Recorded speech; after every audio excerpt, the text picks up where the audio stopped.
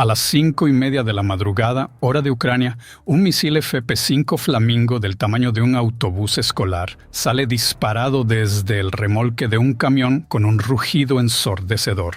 Desciende hasta los 50 metros de altura.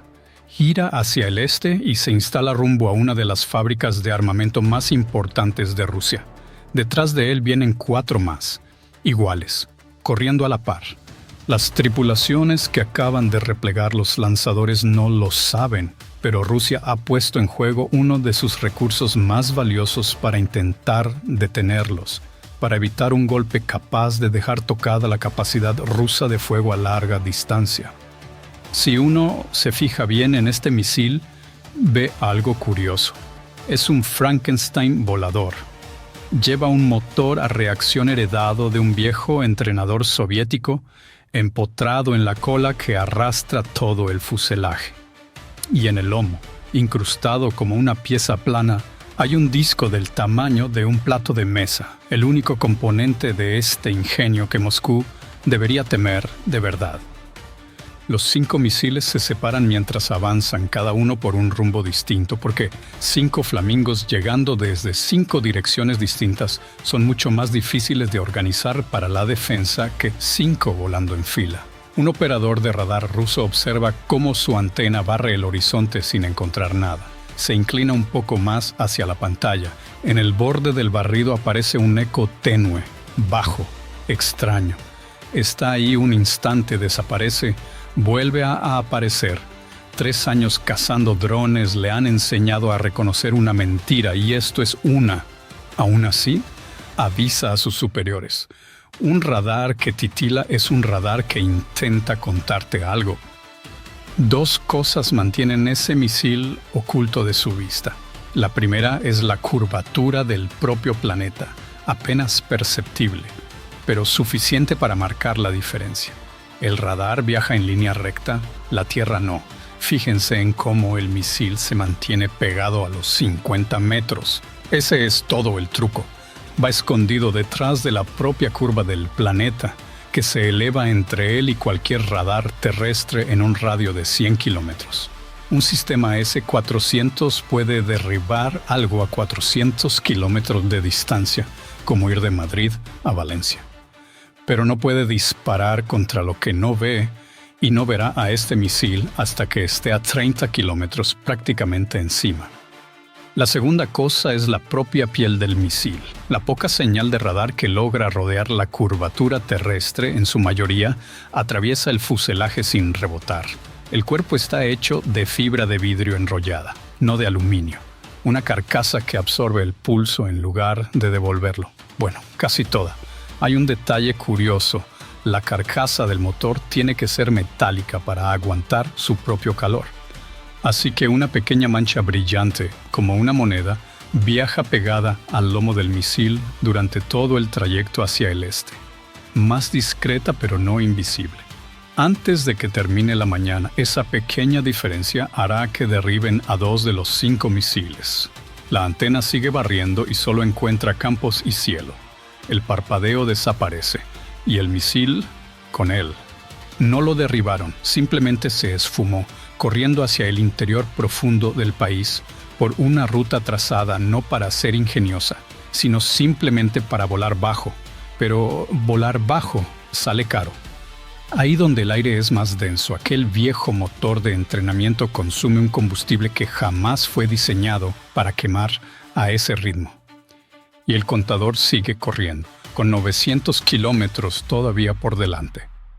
200 kilómetros más al sur, el giro en zigzag de uno de los flamingos lo hace pasar rozando la zona de alcance de una batería de misiles, y por una vez, el radar logra mantener el contacto el tiempo suficiente para disparar. Un interceptor de 2 toneladas sale disparado del tubo de lanzamiento, enciende su motor y se lanza hacia el cielo a más de 1,5 kilómetros por segundo. El estruendo del despegue recorre un pueblo que, 10 segundos antes, dormía tranquilo. El misil se inclina, se lanza en picado y estalla en el aire vacío, 40 metros por encima del Flamingo.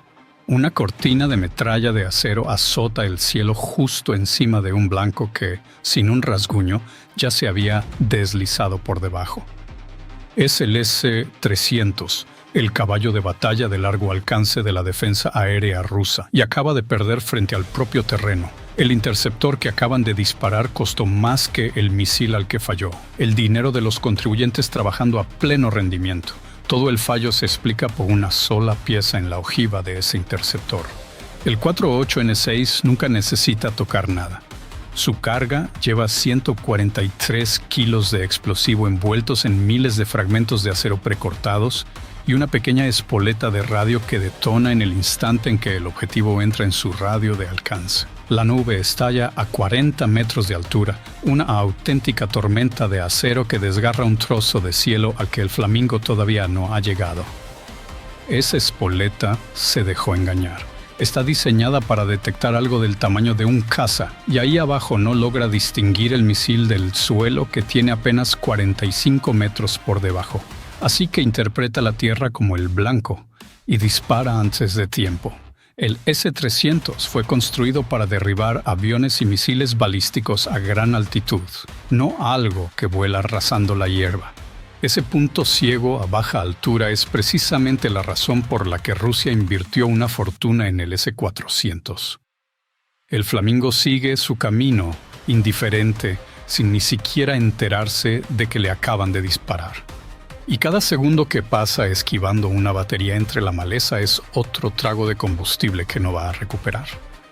Abajo en el búnker, la tripulación que llevaba 3 años esperando una oportunidad así ve cómo su única ocasión estalla sobre un campo vacío. El comandante coge el micrófono, informa del fallo y pide otra ronda, con las manos firmes aunque la mandíbula no tanto. Más adelante en la ruta, otro radar consigue bloquear el objetivo y un par de cañones de 30 milímetros giran sobre su eje apuntando hacia el rumbo detectado, con los cañones alzándose mientras se calcula la solución de tiro. A 3 segundos de abrir fuego, el bloqueo se pierde. Los cañones se desvían, siguiendo ya nada, y el misil que la tripulación había dado por controlado pasa de largo y sigue su camino. Eso es un Pantsir. Piénsenlo como el vigilante de la puerta trasera. Un camión que combina un radar con un par de cañones de tiro rápido encargado de lo que se cuela más allá de los grandes misiles de primera línea. Hizo todo correctamente, y aún así se quedó con las manos vacías, porque el misil nunca le dio un blanco metálico firme al que aferrarse. No lo perdió por un error. Tampoco fue cosa de las interferencias ucranianas. Lo perdió por trigonometría pura, el único tipo de geometría que no se puede bloquear ni falsificar ni superar a base de mejor tecnología. Un radar de seguimiento no distingue formas, caza movimiento. Cualquier cosa que se acerque más rápido que el propio suelo que la rodea destaca con fuerza. Así que, para no saturarse con todo el eco que rebota del terreno, el radar descarta cualquier cosa que tenga velocidad cercana a cero. La interpreta como parte del paisaje y la ignora. Es una estrecha franja de sordera justo alrededor de la inmovilidad. Y la trayectoria de este Flamingo casualmente cruzaba el haz del radar en lugar de dirigirse directamente hacia él. Así que para el radar, su velocidad relativa cayó prácticamente a cero. Es lo mismo que pasa con el coche que pasa por la calle sin activar el sensor del garaje. Se mueve, sí, pero no hacia lo que está vigilando. Durante esos pocos segundos, el objeto más veloz del cielo pareció tan inmóvil como un poste y el filtro lo barrió junto con la maleza y los depósitos de agua. El misil no lo hizo a propósito, no puede hacer nada a propósito. El planificador que trazó ese zigzag sobre un mapa en algún despacho de Ucrania simplemente tuvo la suerte de dibujarlo cruzando el haz del radar. 5 misiles cruzaron la frontera y los 5 siguen volando, cada uno cambiando combustible por protección, kilómetro tras kilómetro, a baja altura. Como alguien que da un rodeo de 50 kilómetros para no pagar 2 euros de peaje. Pero nada de eso importa para lo que les espera más adelante. No está apostado en una colina. Está a 10.000 metros de altura y no tiene horizonte que lo limite. A 90 minutos de distancia sobre el Volga, el radar giratorio de un avión A-50 barre un trozo de cielo nocturno vacío y detecta un eco firme donde no debería haber nada. Se mantiene brillante y constante justo donde 3 regiones enteras de radares terrestres solo encuentran oscuridad. El operador lo tiene a 200 kilómetros, con una señal clara y por una razón muy simple. Está mirando hacia abajo. Estás observando desde un avión que Ucrania lleva 2 años intentando hundir en el fondo de un lago, a un misil que no tiene ni idea de que algo lo está cazando desde arriba. El operador transmite por la red. Nuevo contacto, bajo y lento, rumbo 075 pasando el control. En algún lugar más abajo, la mañana de una tripulación de MiG acaba de ponerse interesante. Llevan en alerta desde medianoche motores calientes en la versión aeronáutica de esperar despierto a un adolescente que llega 1 hora tarde tras el toque de queda. Este es el Beryv A-50, el puesto de radar volante de Rusia, al que la OTAN llama Mainstay. Sobrevuela la zona sin descanso porque 2 años de ataques ucranianos han dejado la red de radares terrestres hecha pedazos, antena por antena, hasta que este único avión se convirtió en los últimos ojos del país sobre un territorio del tamaño de un continente. Desde ahí arriba no hay curvatura terrestre tras la que esconderse, solo aire abierto entre la cúpula giratoria del A-50 y el misil que vuela a ras de suelo. Y un gran autobús de fibra de vidrio con un motor metálico caliente se dibuja perfectamente contra el suelo frío cuando lo miras directamente desde arriba. El hombre, agazapado en la cuneta, ve un muro a 2 metros de distancia. El hombre en lo alto de la colina ve todo el valle y cada cosa que se mueve en él. Fíjense en lo que hace el controlador a continuación. No llama a un caza, llama por teléfono.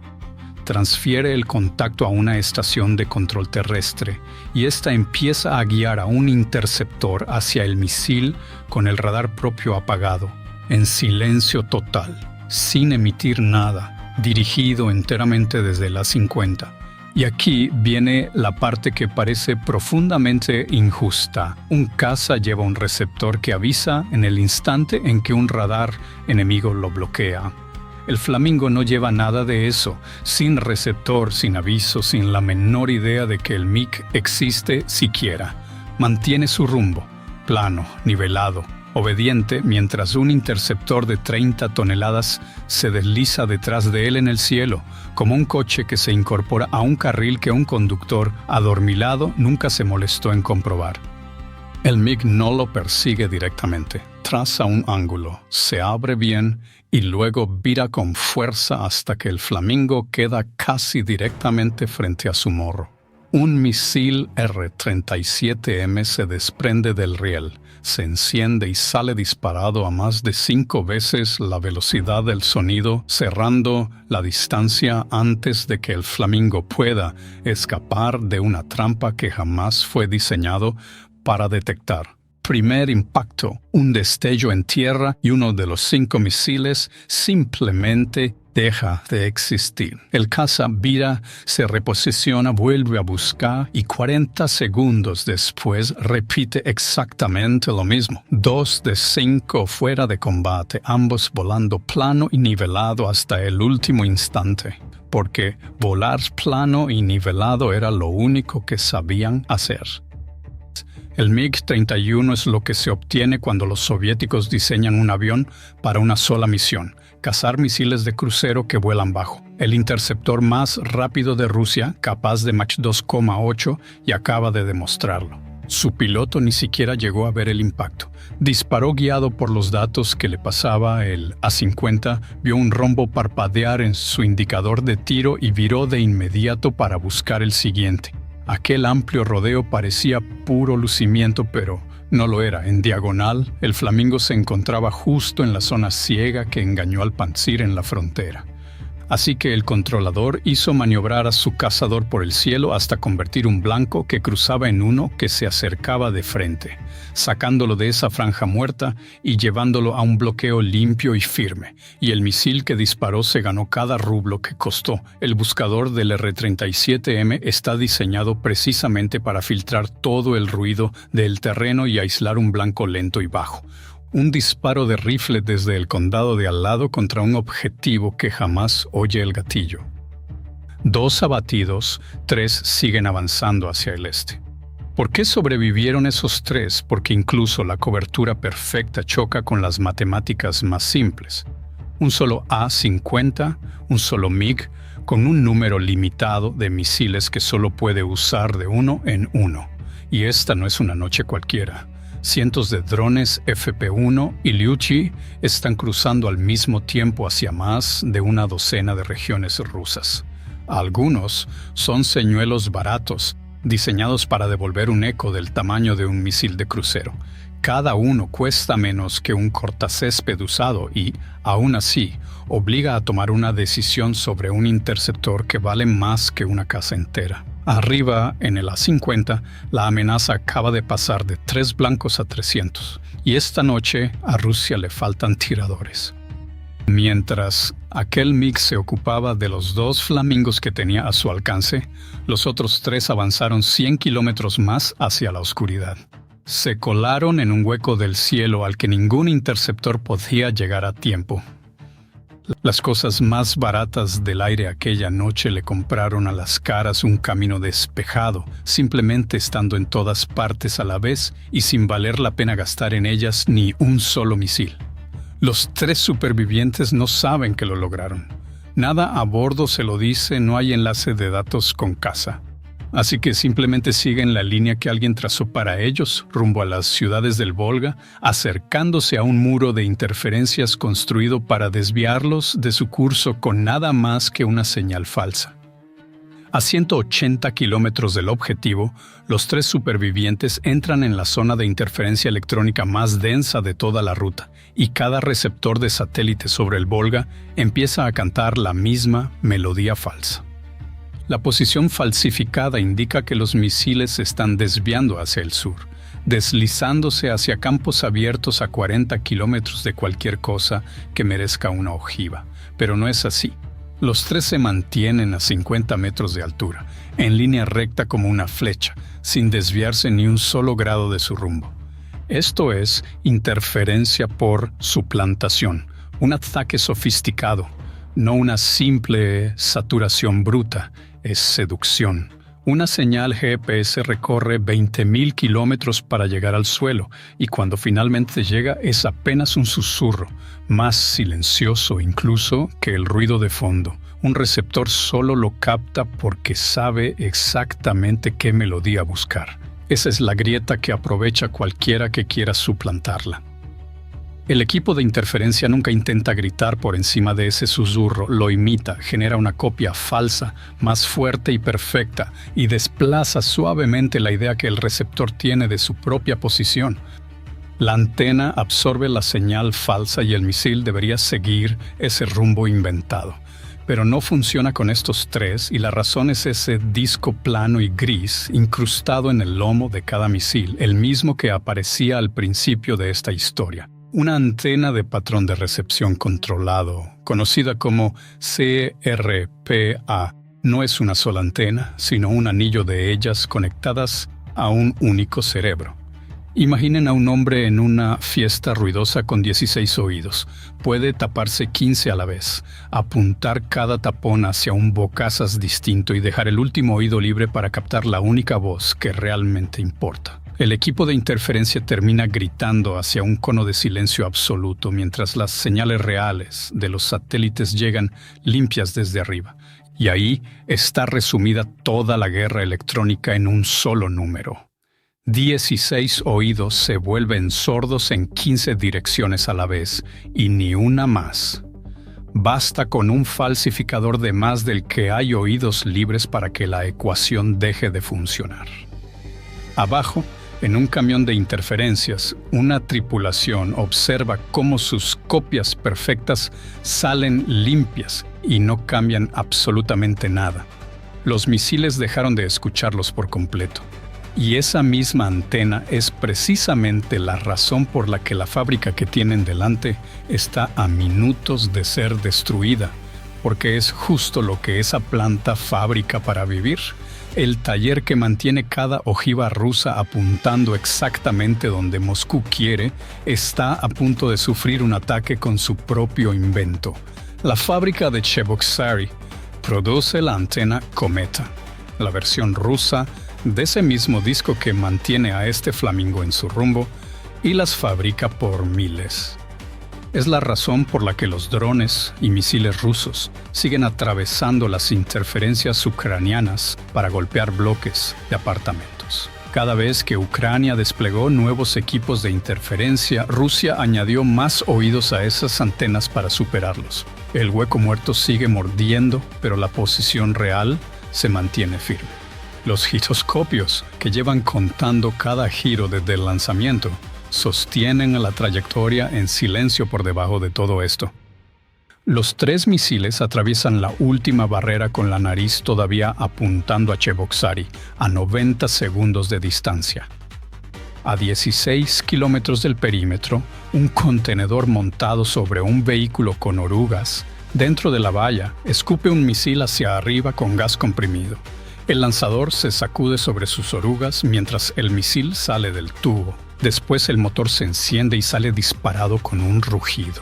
El interceptor se inclina bruscamente hacia el flamingo entrante y el misil que iba en cabeza se desintegra justo antes de llegar a la valla, esparciendo fibra de vidrio y combustible ardiendo sobre los árboles fuera del perímetro. Es el Tor M2, al que la OTAN llama SA-15 Gauntlet, un interceptor de corto alcance diseñado para proteger un único lugar y nada más, apostado dentro del perímetro, esperando exactamente este momento. La tripulación estuvo a punto de perderlo. Los flamingos no llegaron desde el suroeste, donde está Ucrania.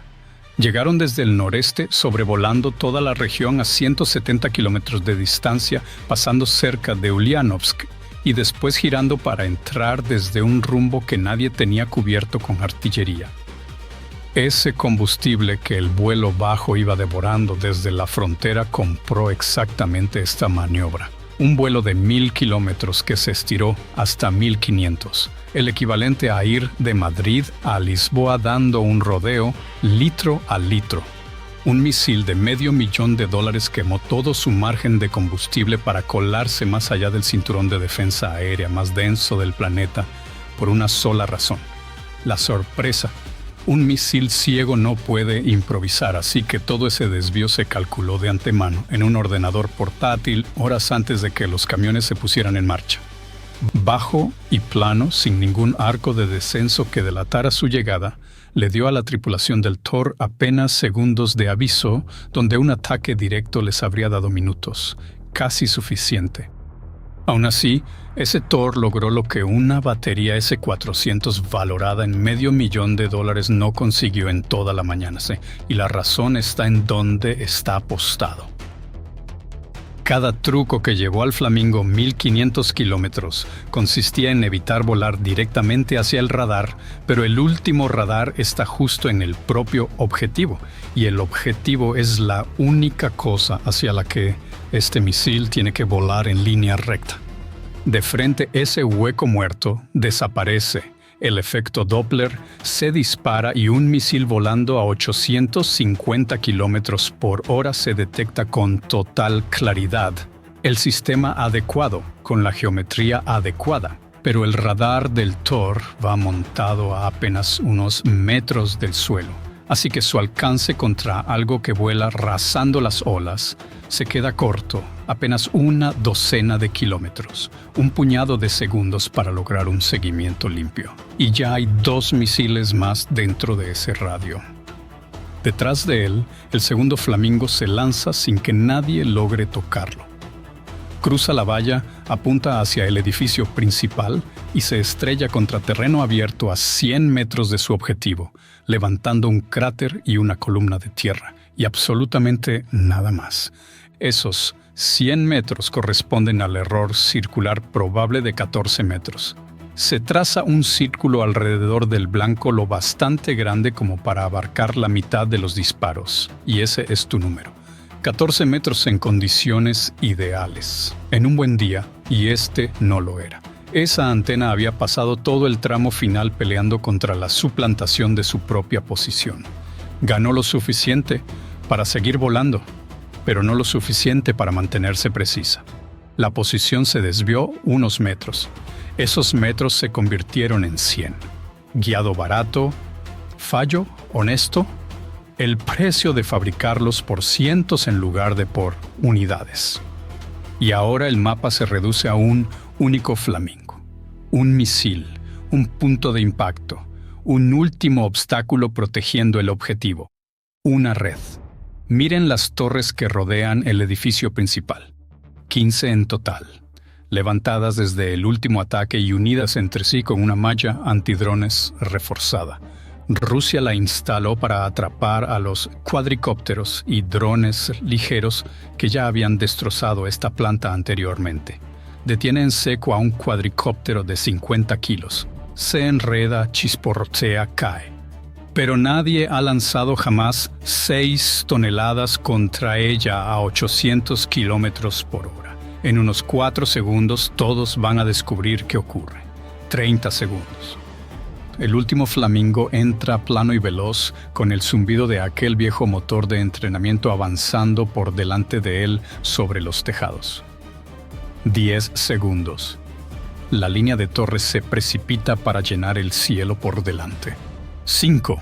6 toneladas de misil golpean la malla y la atraviesan sin perder ni un solo kilómetro por hora, perforan el techo y entierran 1.150 kilos de ojiva en lo más profundo del edificio antes de que la espoleta, retrasada deliberadamente una fracción de segundo, detone en el interior. La red bien podría haber sido una bolsa de la compra estirada sobre una autopista. Toda esa masa no discute con una red. Simplemente presenta su queja al atravesarla, y los muros que debían frenar la ojiva se convierten en la trampa que retiene la explosión, sin ningún sitio a donde ir salvo hacia adentro. El edificio se levanta de sus cimientos y se pliega sobre sí mismo. Las ventanas estallan por todo Cheboksary, mientras una columna de humo asciende en la mañana, el mismo humo que media región del Volga grabará desde sus balcones antes de que los incendios estén ni remotamente controlados. Cada Shahed que alcanza un bloque de viviendas, cada misil Kalibr, cada Iskander, cada bomba planeadora, todos necesitan la antena que se fabricaba en esa nave. Moscú podrá reconstruir las máquinas. Lo que no podrá reconstruir son los meses perdidos, y en algún lugar de Ucrania, en este mismo instante las tripulaciones ya están cargando los próximos 5. Uno se pregunta, viendo cómo un puñado de ingenieros y soldados logran algo así con tan poco frente a un gigante armado hasta los dientes, si al final la guerra moderna no se decide tanto por el tamaño del arsenal como por quién entiende mejor una simple curva en un mapa. ¿Ustedes qué creen? ¿Pesa más el ingenio o la fuerza bruta cuando de verdad se pone a prueba?